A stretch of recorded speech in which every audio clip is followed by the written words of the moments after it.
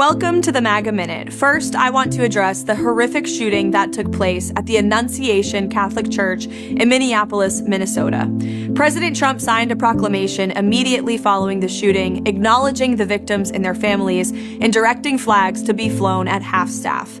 President Trump and the First Lady encouraged the entire nation to join us in praying for the victims and their families as they face unimaginable grief and loss. We will continue to provide further updates as they become available. Also this week at the White House, President Trump held a 3-hour and 17-minute-long cabinet meeting, setting a record for the longest televised event in presidential history.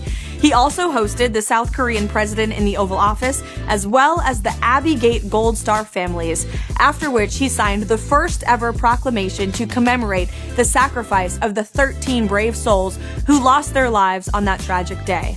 President Trump also signed an executive order to protect Americans by ensuring federal policies and resources are not used to support cashless bail policies across the nation, which have been a complete and total disaster. And the president's crackdown on crime in Washington, D.C. is working. Total crime is down almost 20%. Violent crime is down 30%. Carjackings are down 67%. Homicides are down 40%. And robberies are down 40% right here in our nation's capital.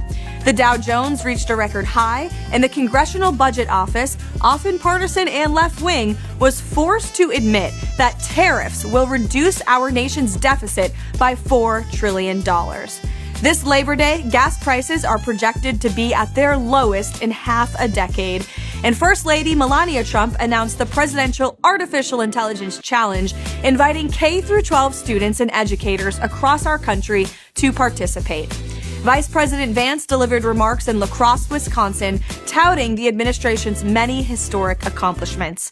And finally, amid pressure from President Trump, Cracker Barrel announced it would revert back to its OG logo. It's been a great week, and we wish you a very happy Labor Day. We'll see you for next week's MAGA Minute.